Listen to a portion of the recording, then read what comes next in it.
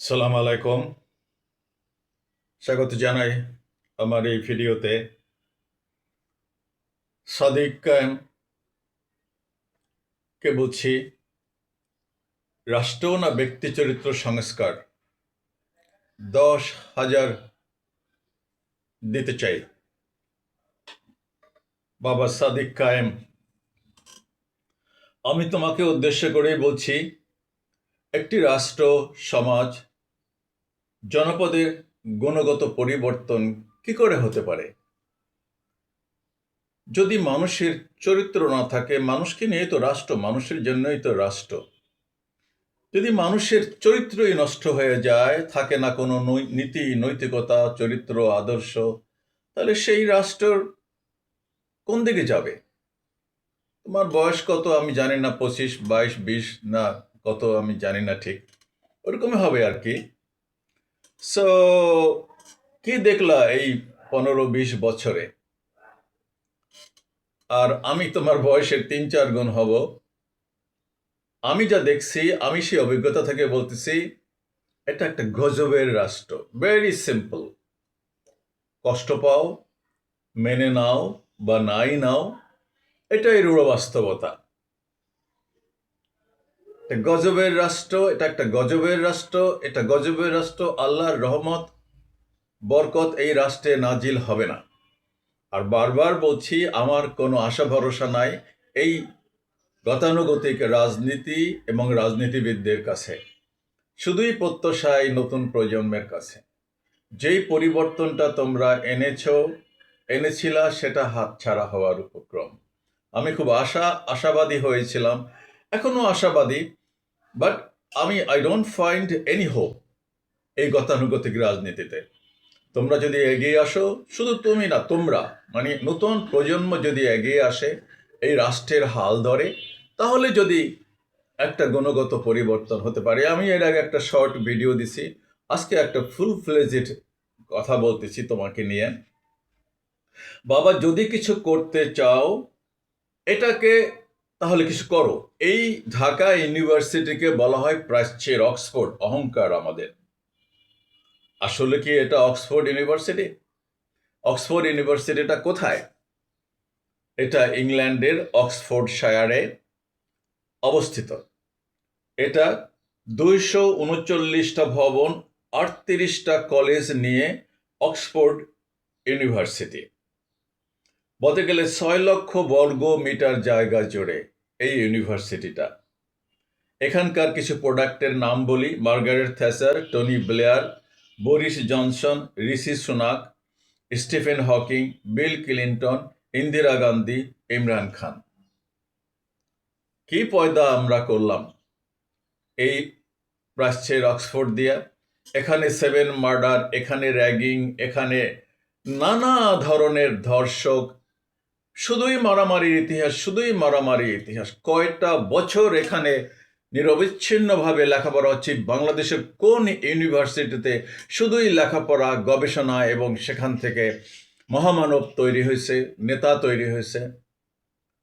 একটু পিছনের দিকে ফিরে গিয়া গবেষণা করে দেখবে যে আসলে এখান থেকে কি তৈরি হয়েছে। অথচ এখান থেকেই প্রত্যেকটা স্কুল, কলেজ, ইউনিভার্সিটি থেকেই তো তৈরি হওয়া উচিত মানুষ, জানোয়ার না, হায়না না। কিন্তু আমরা কি পয়দা করতেছি? এই রাষ্ট্র কি পয়দা করছে এই 54 বছরে? বলতে পারো? কোথায় যাচ্ছি আমরা? কোথায় আমাদের গন্তব্য? বাবা, যেহেতু অনেক সংস্কার তোমরা ঢাকা ইউনিভার্সিটির করছো, দেখছি তো আমি সেগুলোর আর রেফারেন্স দিয়ে সময় নষ্ট করতে চাই না। কিন্তু আমি মনে করি যে এখানে একটা মানে ওই যে নতুন কিছু করো, তোমরা করতেছো, বাট আরো বৃহত্তর পরিসরে অনেক কিছু করা সম্ভব। দেশটাকে বদলে ফেলতে পারো ইচ্ছা করলে। তুমি তো থাকবে না 1 বছর পরে বা 2 বছর পরে, কিন্তু তোমার যারা উত্তরসূরি এই ডাকসুতে আসে, এমন একটা স্রোত, এমন একটা ফ্লো তৈরি করে দাও যেটা ওই হায়নারা আসলেও বন্ধ করতে না পারে, সেটা যেন চলমান থাকে। নদীর স্রোত যদি একবার বহমান হয়ে যায়, পানি থাকে উজানে, তাহলে সেটা বহমান থাকবে, আর না হলে তো সিল্টেড হয়ে যাবে, চর পড়ে যাবে, বা কেউ বাধা দিয়ে বাদ দেবে। সো এমন একটা স্রোত তৈরি করো যে স্রোত ঠেকাবার শক্তি কোনো হায়নার থাকবে না, কোনো রাষ্ট্রপতি রাষ্ট্রপ্রধানের থাকবে না, সবই ঘৃণ্য। আমি এদের সম্পর্কে আসলে কথা বলতে চাই না। এই যে আজকে একটা ভিডিও দেখলাম পিনাকির, আমাদের স্পিকার সম্পর্কে আমি কি বলবো, এটার কি বলার আছে? এই যে রাষ্ট্রপতি একটা মাথার মধ্যে উঠায় রাখছে, এদের সম্পর্কে কিছু বলার আছে? তুমি বলো, তোমার বিবেক থেকে বলো। কোনো এখন যারা সরকারি ক্ষমতায় আছে তাদের সম্পর্কে কোনো কিছু বলতে ইচ্ছা করে, মন চায়? যাই হোক, ওই বিতর্কে যেতে চাই না। আমি বিনয়ের সাথে অনুরোধ করতেছি, বাবা, ডু সামথিং। তোমাদের একটা শুরু করো, মাত্র একটা ছোট্ট বিন্দু বিন্দু পানি দিয়েই তো সাগর মহাসাগর হয়, নাকি না? সো জাস্ট সিম্পলি একটা স্টেপ দাও সামনে, তোমার সাথে সবাই এগিয়ে আসবে, হাজার হাজার কোটি কোটি মানুষ দৌড়াবে, শুধু পদক্ষেপ দেবে না। কি সেটা করবে আমি এক মিনিটের ভিডিওতে কিছু বলেছি, আবার আজকে একটা পূর্ণাঙ্গ ভিডিওতেই কথা বলতেছি। বাবা, চরিত্র গঠনের তো এই প্রাইমারি থেকে হাই স্কুল, কলেজ, বিশ্ববিদ্যালয়, এটাই তো চরিত্র গঠনের জায়গা, একটা জাতি গঠনের জায়গা। নাকি কৃষকরা ওখান থেকে কৃষির দিনাজপুরে, রংপুরে বা রাজশাহীতে বা বরিশালের কোনো খামার থেকে এটা শুরু হবে? তোমার কি মনে হয়? না, এটা শুরু হয় স্কুল থেকে। আবার অনেক অশিক্ষিত মানুষও জ্ঞানী, তাদেরকে বলে ওয়াইজ। তারা অনেক জায়গায় অনেক দেশে নেতৃত্ব দিয়েছে এবং তারা দেশের পরিবর্তন আনছে, সেটা খুব রেয়ার। শিক্ষা গ্রহণ মানুষ কেন করে? শিক্ষা মানুষকে কি করে? শিক্ষা মানুষের অন্তরকে আলোকিত করে। আর ইসলামী শিক্ষা তো মানুষকে শুধু অন্তরকে আলোকিত করে না, স্রষ্টার প্রতিও মানুষের দায়বদ্ধতা জন্ম দেয়, আল্লাহর আনুগত্য জন্ম দেয়। সেটা ভিন্ন বিষয়, বেহেশত, দোজখ, জান্নাত, ওগুলো তো ধর্ম তো প্রতিটা মানুষেরই আছে, কিছু আছে নাস্তিক, সেটা ধর্মীয় শিক্ষা তো খারাপ কিছু বলে না। আমরা মুসলমানরা তো বেহেশত দোজখে বিশ্বাস করি, শেষ বিচারে বিশ্বাস করি। সো ধর্মীয় শিক্ষা তো আরো বেশি এসেনশিয়াল। সেটা এখন আলেম ওলামারা তো খালি বাহাজ বিতর্কই করবে, তারা খালি জান্নাতের সার্টিফিকেট দেবে, তারা তো শাসন ব্যবস্থায় আসবে না। এটা ওনাদের জন্য নিষিদ্ধ, নিষিদ্ধ পল্লী। এটা ওনাদের কাম না, ওনারা তো বলেই তো, দুনিয়াবি ওনাদের কাম নাই। ওনাদের তাম তসবি পড়া আর ওয়াজ করা, বড় বড় চেয়ারে বৈশা। ওই সেনাবাহিনী টেনাবাহিনী ওনাদের লাগে না, ওনাদের কাপড় চোপড় লাগে না, ওনারা আল্লাহর জন্মদিনের পোশাকেই থাকেন। ওনাদের খাওয়া পড়া, চশমা, চিকিৎসা, এগুলো কিচ্ছু লাগে না ওনাদের। সব আসমান থেকে, গায়েবী খাজনা থেকে ওনাদের জন্য নাজিল হয়। মানে একটু বললাম কিঞ্চিত আর কি, যে ওনাদের সম্পর্কে কথা বলে লাভ, ওরা তো সব আল্লাহর ওলি। বাবা, আমরা তো আল্লাহর ওলি না, তুমিও আল্লাহর ওলি না। So do something. কি করবে বাবা? একটা ছোট্ট, বলছি তো তোমার জন্য একটা ছোট্ট পদক্ষেপ, বাট একটা জাতিকে সেটা পরিবর্তন করে দিতে পারে। তুমি কি করো, টিএসসিতে একটা ছোট্ট স্টল দাও, একটু জায়গায়, না তো বড় জায়গা টিএসসিতে, ওখানে ভিতরে রেস্টুরেন্টের ভিতরেই দাও, এক জায়গায় কিছু 10টা বা 20টা আইটেম কিনে ছাত্ররা আগে লিস্ট করো যে কোন কোন আইটেমটা সবচেয়ে বেশি ইউজ করে, যেমন বল পেন, খাতা আর শার্পেনার বা যাটা লাগে। তোমরা এখন তো আর, আমি ইউনিভার্সিটিতে পড়ি না, এখন তো টেকনোলজি চেঞ্জ হয়ে গেছে, যেটা মোস্ট এসেনশিয়াল সেরকম 20টা আইটেম ফাইন্ড আউট করো। সীমিত পরিমাণে, মনে করো 1 ডজন করে চকবাজার থেকে 20টা বা 2 ডজন করে কিনে নিয়ে আসবে। কিনে নিয়ে আসে, প্রাইস দাম লেখা থাকে এক একটা বক্সে, আর একটা ক্যাশ বাক্সও রাখো, কিছু টাকা ওখানে খুচরা রাখো, সিসিটিভির আন্ডারেই রাখো ওটা প্রথম দিকে, দেখো। এবং একজনকে তোমার ওই যে সমাজসেবা যারা ইয়েতে যারা ও দায়িত্বপ্রাপ্ত আছে, ওদেরকে একজনকে এটা দায়িত্ব দাও, সকালবেলা ওই আইটেমগুলো তো থাকবে, তো লিস্টে কেন আছে, খাতায় এন্ট্রি করা আছে, এবং কত টাকা ক্যাশ রাখা হলো। খুচরা মানুষের তো খুচরা চেঞ্জ লাগবে, সিসি ক্যামেরায় থাকবে, বাট চোর ধরার জন্য না, শুধু এটা স্টাডি করার জন্য যে কোন শ্রেণীর মানুষ এখান থেকে টাকা না নিয়ে, টাকা না দিয়ে ওই জিনিস নিয়ে যায়, এটা ধরার জন্য, চোর ধরার জন্য, ওকে ধরার জন্য, ওকে ফাইন্ড আউট করার দরকার নাই, ওর পিছনে ছোটার কোনো দরকার নাই। শুধু যে চেহারা সুরত কেমন, মানে এটা একটা স্টাডি যে এই শ্রেণীর ছেলেমেয়েরা এখান থেকে নিয়ে যায়। পরবর্তীতে না হয় তবে সেটা ভিন্ন কথা। এইভাবে তুমি 6 মাস চালাও, যদি 10,000 করে 3বার দিতে হয়, আমি 3বার টাকা দিব। আমি আমি এই গরিব মানুষ, আমার তেমন সামর্থ্য নেই, বাট আই উইল গিভ 10,000।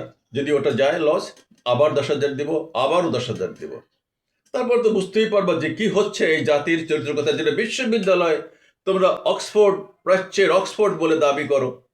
সেই বিশ্ববিদ্যালয়ের ছেলেমেয়েরা যদি চোর হয়, টাকা না দিয়ে জিনিস নিয়ে যায়, তাহলে বুঝতে হবে যে এই জাতির চরিত্র কোথায় আছে। আর যদি 7% বা 99% বা 90% ছেলে মেয়ে টাকা দিয়ে নিয়ে যায়, তাহলে সারা বাংলাদেশের স্কুলে, প্রাইমারি স্কুল থেকে শুরু করে প্রতিটা বিশ্ববিদ্যালয়, কলেজে, স্কুলে এই দোকান চালু করে দেবে। তো একটা একটা একটা বিপ্লব ঘটে যায় এই নতুন প্রজন্মের চরিত্রের ভিতরে। পারবে না? প্রস্তাবটা কি খুব খারাপ, অগ্রহণযোগ্য? এটা কি খুব ব্যয়বহুল?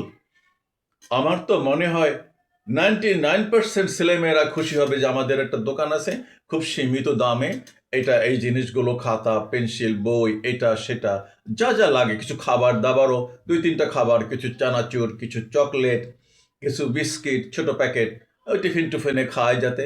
রাখো, দেখো কি ঘটে, কি হয়, কোথায় যায় সমাজ, কি করে এই ছেলেমেয়েরা। পারবা না? চ্যালেঞ্জটা গ্রহণ করো বাবা, বিনয়ের সাথে অনুরোধ করতেছি। Do something. কোথা থেকে যে কি হবে, কিভাবে একটা রাষ্ট্র পরিবর্তন হয়, কিভাবে একটা জাতি বদলে যায়, নোবডি নোস।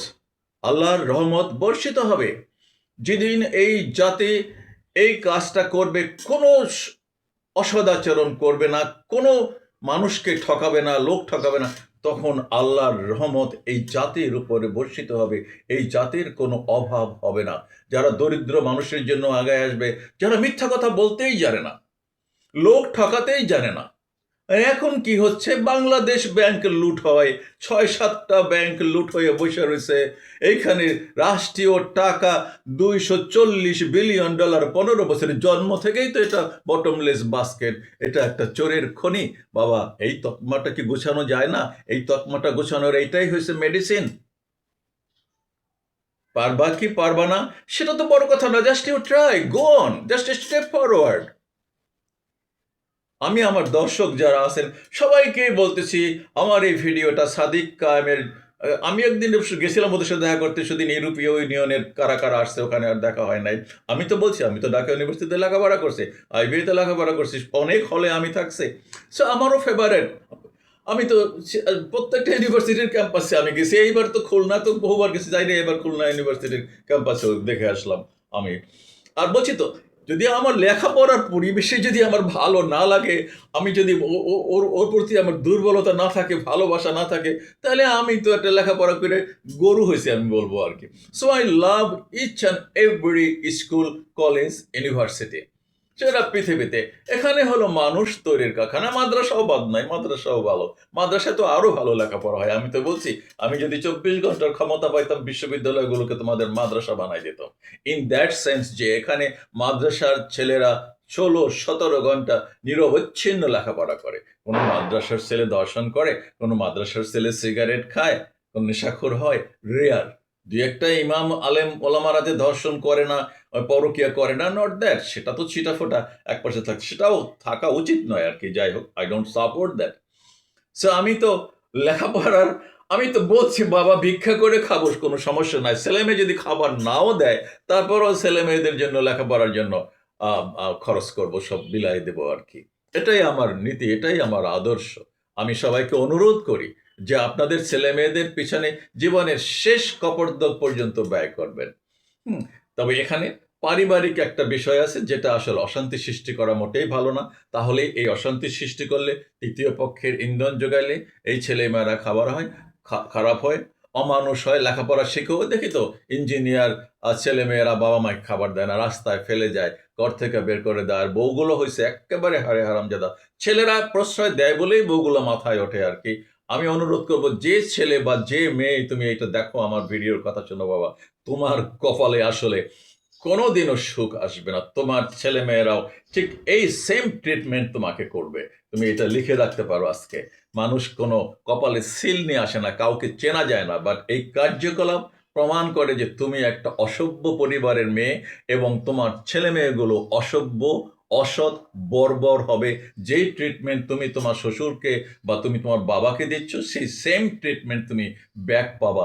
এর এর এর কোনো ব্যতিক্রম নাই, এর কোনো এটা এসকেপ করার, এটাকে অ্যাভয়েড করার কোনো স্কোপ তোমার জীবনে চুকবে না। তখন তুমি আফসোস করবা, ওই যে মোয়াদ্দিমউদ্দিন সেন্টু বলছিল, আজকে তো দেখতেছি সেই সেম পরিণতি আমার হচ্ছে। বাট তখন আর তোমার এটা রিপেয়ার করার, তোমার এখানে ব্যাক গিয়ারে যাবার কোনো উপায় থাকবে না। ওকে, সো সাদিক কায়েম বাবা, আমি বলছি আমার ফোন নাম্বার 01677014394। তুমি যদি এটা করো, তোমার যদি টাকা লাগে আমি দেব, আমি বিকাশ করে দেব, ঠিক আছে, বা আমি এসেই তোমার সাথে দেখা করে দেব।